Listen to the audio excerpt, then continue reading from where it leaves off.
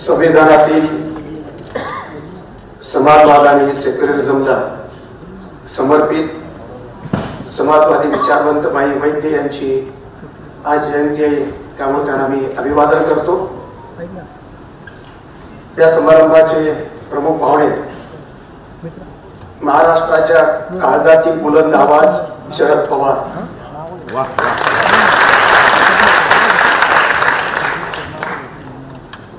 लोकशाहीची प्रगल्भता आणि देशाची एकात्मता आपल्या सुज्ञ नेतृत्वानं कर्तृत्वानं सिद्ध करणारे राष्ट्रीय नेते सुशीलकुमार शिंदे साहेब, त्याचबरोबर धाराशिव जिल्ह्याचं खासदारकीचं खऱ्या अर्थानं सत्याला स्मरून आणि सेवेला व्रत आचरून ज्यांनी खासदारकी सांभाळली, खासदारकी निभवली, ते तरुण अशा प्रकारचे नेते सन्माननीय ओमराजे निंबाळकर,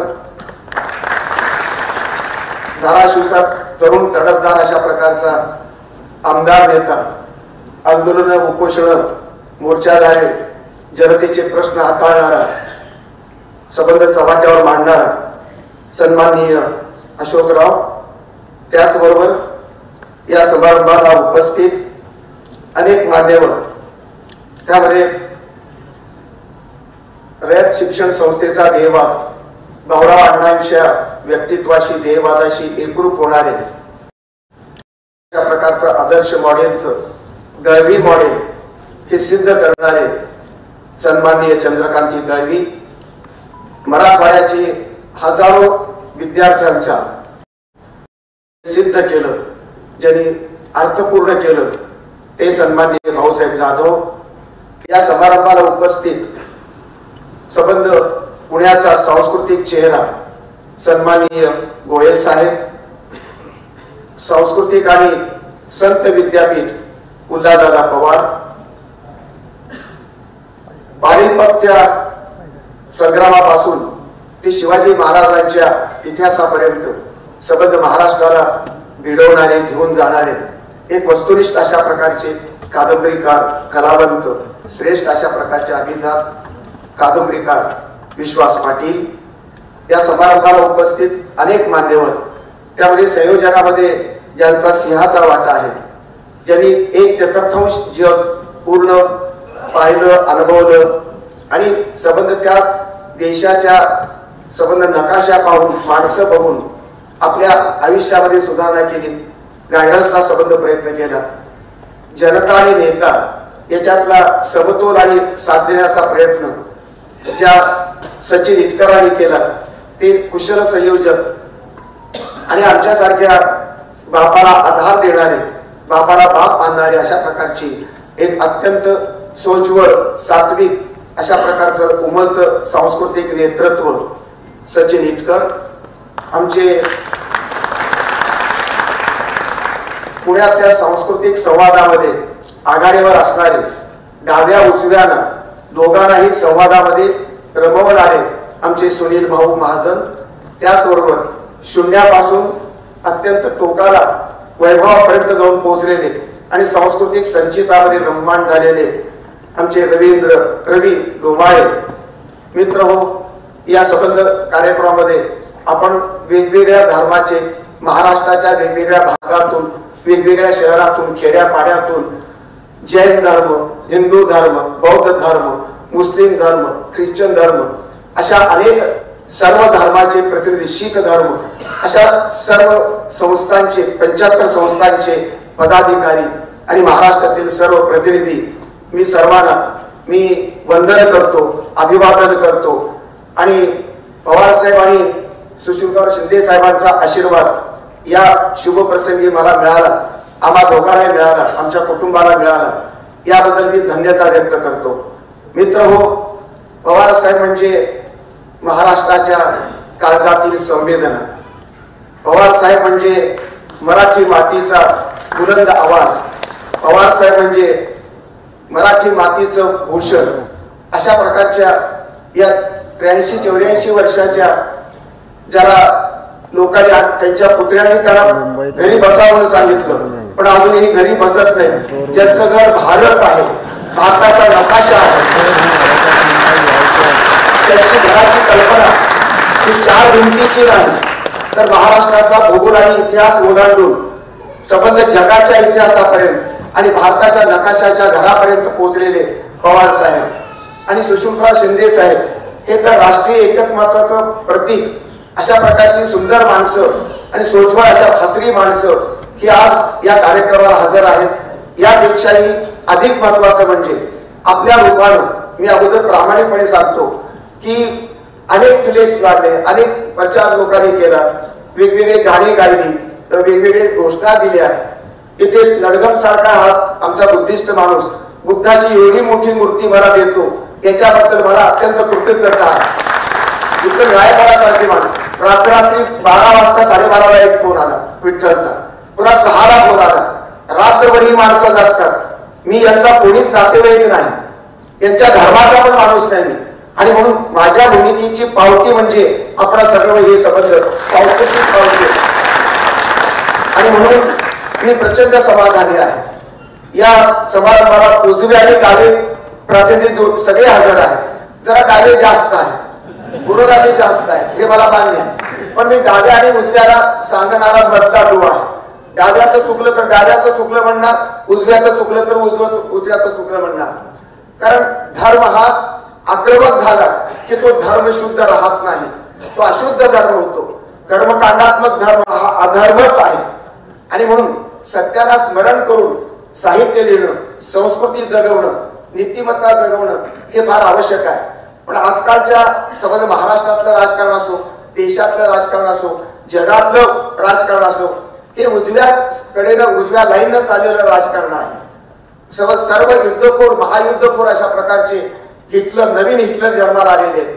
हिटलर मेला या सत्यावर माझा विश्वास नाही. हिटलरची नवीन आवृत्ती ट्रम्पच्या रूपानं, पुतीनच्या रूपानं, जेलेन्स्कीच्या रूपानं आजही जिवंत आहे, आणि म्हणून जग बेचिराग झालेलं आहे. 800 कोटी मानवता बेचिराग आहे, अशांतता आहे, प्रत्येकाच्या मनामध्ये अस्वस्थता आहे. भारतात आहे, पाकिस्तानमध्ये आहे, चीनमध्ये आहे, जगातल्या प्रत्येक माणसाच्या मनामध्ये आहे. हे राजकारणी लोकच इतके म्हणजे अशा प्रकारचं सत्ता ही सत्याचं साधन असले पाहिजे. आता ती साध्य स्वतःच झालेली आहे, आणि म्हणून संस्कृतीचे चारित्र्य, देशाचं संबंध एकात्मता, संविधानाचं पावित्र्य धोक्यात आलेल्या कालखंडामध्ये संबंध देशाच्या संबंध इतिहासाचा इतिहास, देशाचा इतिहास काळवंतो आहे. देशाचं वर्तमान भयभीत आहे, आणि म्हणून भविष्य सुद्धा मला लोकशाही मिली तर डेंगऱ्या मारी असं नामदेव डसाळा म्हणाला होता, त्याची मला आठवण होते.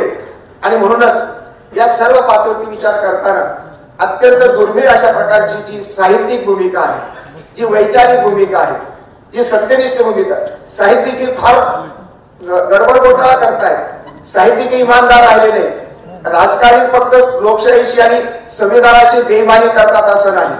साहित्यिक सुद्धा बेईमान आहे, आणि बेईमानाची संख्या वाढलेल्या काळामध्ये इमानदारांच्या या संबंध पातळीवरती आपण सगळे इथे जमलेलो आहोत. आणि म्हणूनच इमानदारीचा प्रश्न मला महत्वाचा वाटतो. संस्कृतीशी इमानदारी, खऱ्या धर्माशी इमानदारी, संविधानाशी अशी इमानदारी, खरं म्हणजे धर्मनिरपेक्ष अशा प्रकारची संस्कृती निर्माण करणं हे सर्व राजकारणी लोकांचं पहिलं कर्तव्य होतं. ते कोणीच पार पाडलेलं नाही. संविधान संस्कृती जन्माला या देशात आलीच नाही, म्हणून तर त्याची फळं आपण भोगतो आहोत. भ्रष्टाचार, दुराचार, आता 100 पिढ्याची सोय कशाला करायला पाहिजे? पण 100 पिढ्याची सोय अगोदर स्वतःचा स्वार्थ, नंतर पक्षाचा स्वार्थ, आणि नंतर मग देश, नंतर मग विश्व, ही विश्वात्मक अशा प्रकारची विकृती वाढलेल्या काळामध्ये मला अजून मी अस्वस्थ होतो.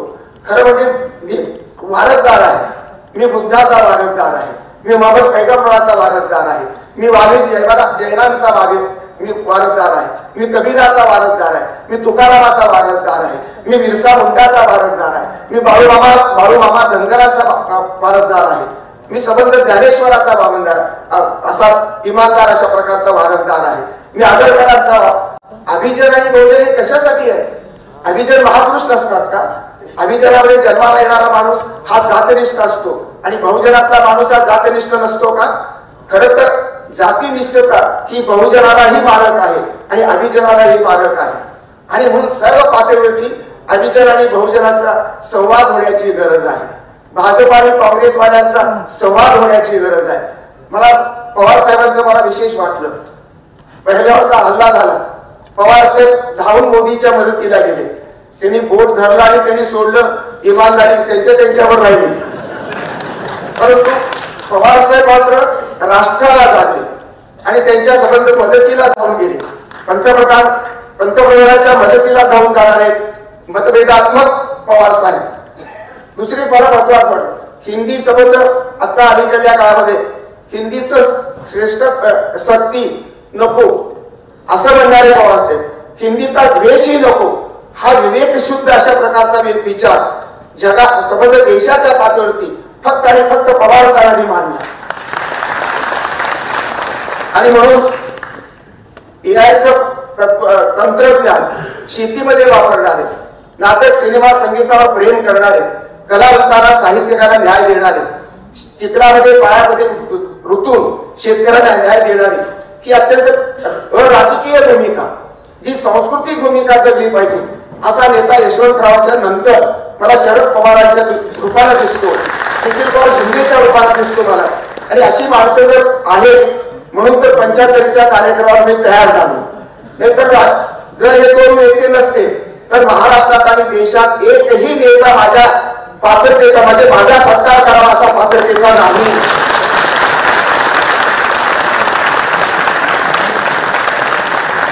पवार साहेबांचे आणि शिंदे साहेबांचे काही पक्षाचे मतभेद असतील, माझेही काही मतभेद जरूर असतील, पण मॅक्सिमम पातळीवरती विवेकानं जगणारी, विवेकानं राजकारण करू पाहणारी, विवेकानं संस्कृतीचं विश्लेषण करणारी अशी माणसं फार कमी आहेत आणि ती कमी राहिलेली आहे. म्हणून तर साहित्यिकांनी 75 वर्ष पूर्ण होण्याच्या अगोदर सांस्कृतिक क्षेत्रामध्ये, राजकीय क्षेत्रामध्ये अगोदर नीट पाहावं, अभ्यास करावा की आपल्या पात्रतेला न्याय देणार अशा प्रकारचं वयच नव्हे तर त्याची भूमिका सुद्धा शुद्ध असली पाहिजे.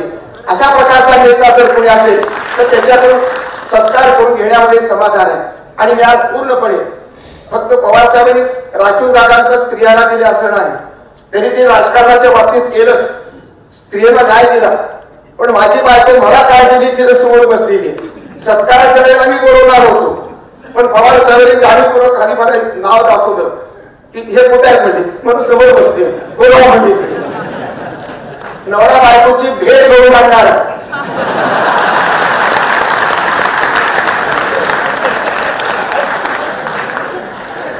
दोन बायकाचे मंत्री आता इथे मंत्रिमंडळात होते. सुदैवाने मला एकच बायको आहे. तर मित्र हो, मी फार इमोशनल झालेलो आहे, मुळातच भावनाशील आहे. आमच्या सचिन दानी खूप आज लेख लिहिला, आमच्या विजय बावीसकरांनी दिल्लीपर्यंत पोहोचलो. दिल्लीच्या वासनिकांचा फोन आला, डॉक्टर ते म्हणजे तुमचा लेख इथं, त्यांचा लेख इथं छापलेला आहे कोल्हापूर साईडला, सगळ्या महाराष्ट्राचे सगळं त्यांनी दिलेलं आहे. मठाची मुलाखती मला आवडली. असा न्याय देणारी माणसं आहे पत्रकारिता.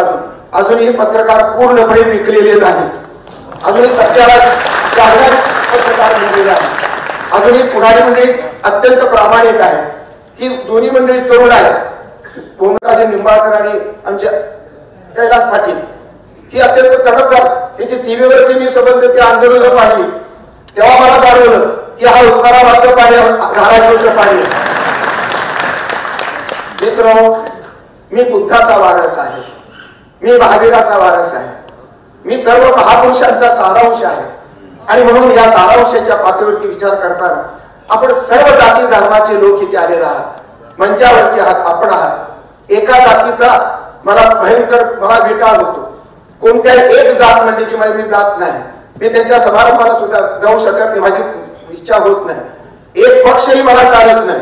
इथे काँग्रेस, राष्ट्रवादी आणि आमचे गोयल साहेबांचा पक्ष आहे, त्यामुळे मी रंगलेलो आहे, खूप चांगला रंगलेलो आहे. अशा प्रकारच्या आपण सर्वांनी आशीर्वाद दिला. 75 वाजलो, थोडक्यात वाजलो ते तुमच्या सेवेसाठीच वाचलेलं आहे. सगळ्यांनी शुभेच्छा देण्याची, पण 100 वर्ष जगावं असं म्हणतात, पण मी किती वर्ष जगतो हे मला माहित नाही, मला ती कल्पना नाही. पण जे जगेल ते जनतेच्या विश्वासासाठी, जनतेच्या भल्यासाठी, विश्व शांतीचा विचार माझ्या डोक्यात आहे. मी आता 1 जुलै पासून ते पुस्तक लिहायला सुरू करणार आहे.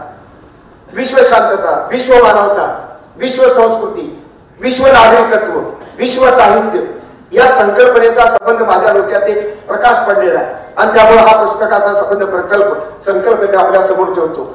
आणि म्हणून आपल्या सर्वांना अभिवादन करताना माझी पाठीला आता बेल्ट आहे, मी वाकू शकत नाही, पण हा जो तुम्ही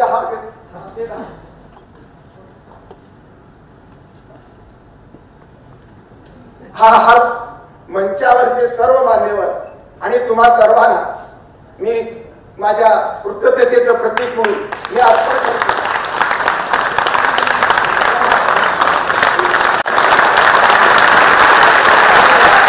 मी धन्यवाद.